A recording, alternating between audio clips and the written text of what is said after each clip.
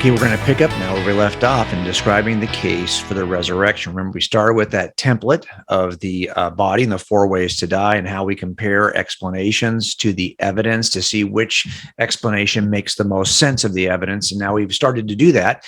We looked at, there's 6 ways to explain the evidence for the resurrection that are non-Christian explanations and one that is Christian.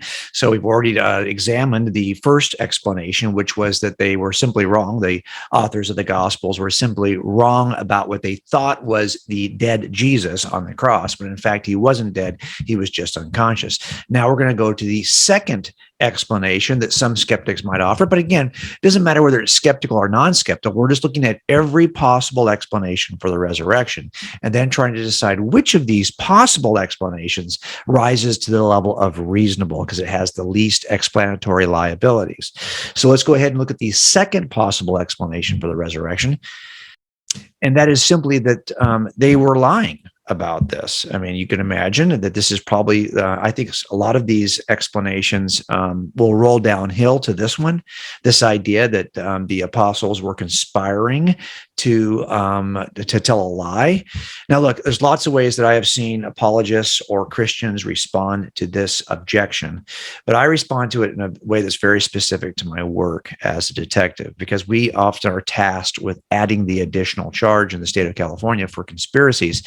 If 2 or more people are working together to commit a homicide, well, then I'm going to add that conspiracy charge to my charges. I don't always add it, but I often will add that charge. So I've had to deal with a lot of conspiracies, and I know how they're constructed. And so here's what I would typically tell people, that there are principles related to successful conspiracies. It turns out most successful conspiracies involve 5 pieces, 5 components, 5 attributes of successful conspiracies. Now, look, if you think, and I always tell people this, be careful about what you think is a conspiracy. We're in a culture right now that is saturated with conspiracy theories of one nature or another. But if you think you know of a successful conspiracy, it wasn't successful by definition. Successful conspiracies are accomplished in such a way that you never realize that anyone lied. So you may discover a conspiracy, but if you've discovered it, it wasn't successful. It's an unsuccessful conspiracy. And that's what we're talking about here. If this is a conspiracy, a successful conspiracy that no one really could ever topple, it would have to have 5 attributes. I'm not here to tell you that there aren't occasionally successful conspiracies, but they're incredibly rare. And if they do occur, they're going to have these 5 attributes. So here's the first one. You need the smallest possible number of co-conspirators, right? Because let's face it, 2 people can tell a lie and keep a secret better than 22. So this is not rocket science. Okay, this is pretty straightforward thinking. I know when I've got 5 gang members who are involved in a crime, I got a better chance of breaking that conspiracy than I do if there's only 2 involved, because the more numbers of people are involved, the more likely someone's going to slip up. The second attribute you're going to have for successful conspiracies is simply the shortest possible time span. Look, it's easier to tell a lie rather, and keep a secret for a day than it is for a year. So these are 2 attributes that are pretty obvious, right? Third thing you're going to need, and this is one you may not think of, that's excellent communication between the conspirators. So it happens typically is if we have more than one person involved in a crime, what's the first thing detectives are going to do? Well, we're going to isolate and separate the suspects to do the interviews, because we know at some point we're going to drill down into the weeds of the details of their stories. And we know that they've only been able to pre-plan these stories, if they're lies, to a certain degree. The more I get involved in the minutia of the lie, the more likely they're going to disagree with one another if, in fact, it is a lie. And that's why we separate these suspects before we do the interviews. You're going to have to be able to communicate with the person you're doing the crime with. So they say, hey, what did they ask you? Once you get jammed up and someone's asking you questions, you need to be able to communicate what those questions were to the other people involved in the conspiracy so they can answer the questions in the exact same way. If I can eliminate the communication, I've got a better chance of breaking the conspiracy. So these are 3 attributes now that are typically necessary in order for a conspiracy to be successful. Here's the 4th. You need strong familial relationships, or at least things that feel like familial relationships. You're far less likely to rat off your siblings than you are total strangers.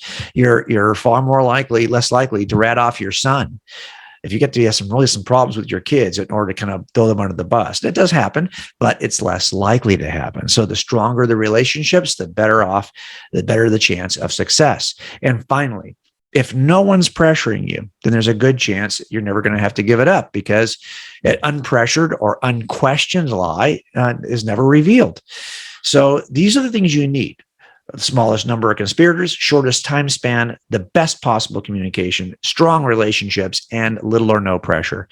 This is all important because we're looking at this conspiracy and asking the question, was the Christian claim about the resurrection a conspiracy? Is it all a lie?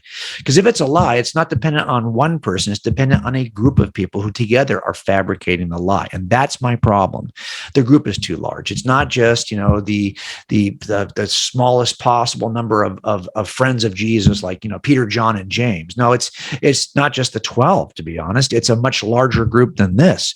Remember that Acts chapter 1 says there's 120 people or so in the upper room when they're selecting the replacement for Judas. You got 1 Corinthians 15. There's 500 people who allegedly, according to Paul, saw the risen Christ on the same day.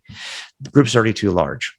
So I always try to talk about it in a way that people can catch it. So imagine we're playing a game of Clue together, and not the old-fashioned Clue game. This is the original board that I used when I was growing up, but I'm talking about a new kind of a Clue game in which we redo the board. The board is now the area around where the apostles were telling these alleged lies, if they were in fact lying.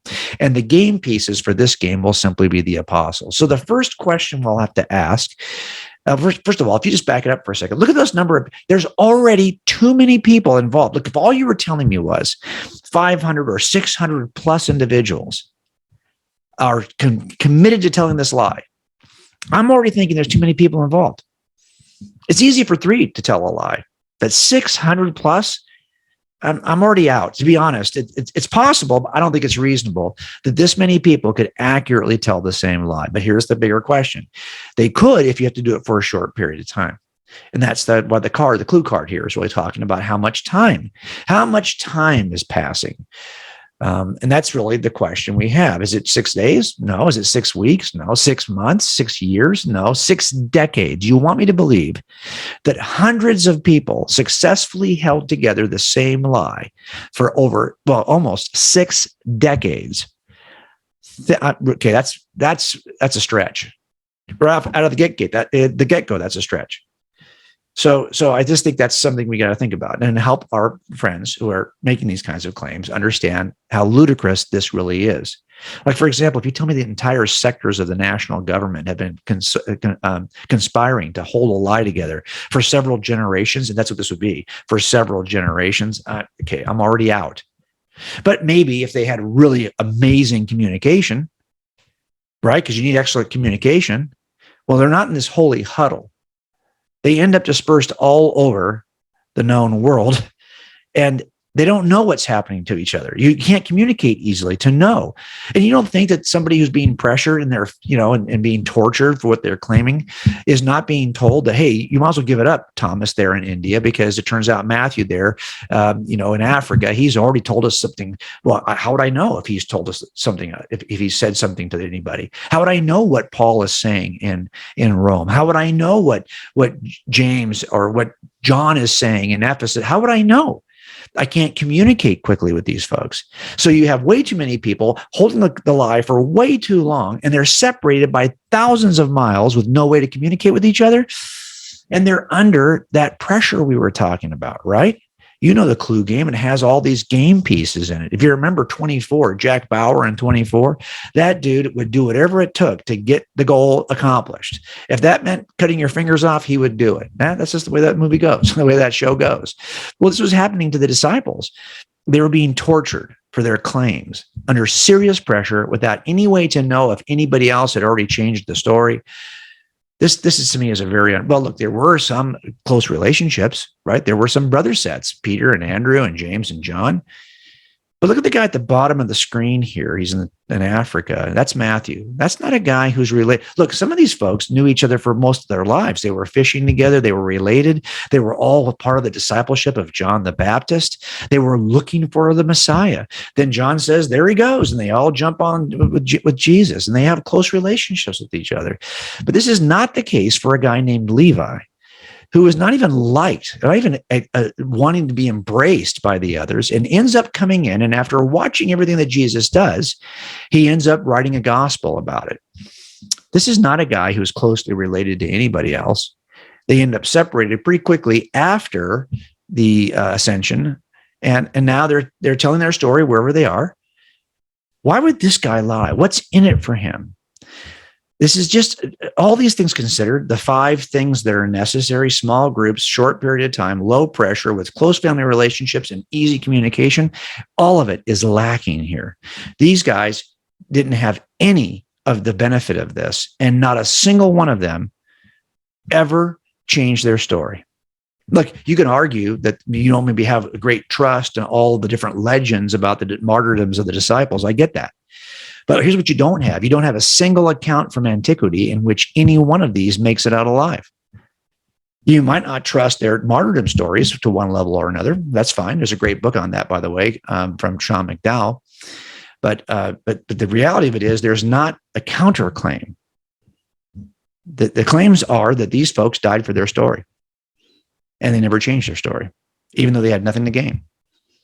When we talked about before, the things that you have to gain, the things that drive lies, sex, money, power, none of that's available to these folks, and they didn't change their story. And by the way, if you're going to start this lie, are you really going to start it with Mary? Is that who you're going to make your first viewer of the risen Christ? When you know that even the folks like Peter, when she comes and says, "Hey, I just saw," they don't appear to believe her. Get out of the way. They run to see for themselves because they don't think they believe her. Yet this is how you're going to start your lie in the first century. You're going to start it with somebody who probably is seen as the least credible possible witness in this culture at this time in history. Now, it's possible you might do this. And that's why I always say, look, if you're asking me, is it possible that this is a vast conspiracy held for generations? Yes, that is possible, but it's not reasonable, which is why, as I said before, you see so many alternatives. When people realize that the idea that he's not dead on the cross is not reasonable, they end up adopting a different view. But there are people who look at this view, they're lying about it, and they realize that's not reasonable, so they adopt one of the other views. The reason why we have so many explanations is because everyone realizes that none of them work. And that's one of the reasons why it's important for us to be able to answer all these responses. Look, here's what's going to come to. You're going to be talking about Jesus, and you're going to be offering the gospel, and people are going to have questions. They're going to have questions about the resurrection. There's a good chance that someone you're talking to holds one of these views that skeptics hold when it's related to the resurrection. That's why we at least have to know enough to be able to say, well, here's why I reject that view. And that's why we're covering all of these. In the next session, we'll be talking about whether or not they hallucinated. We'll see you then.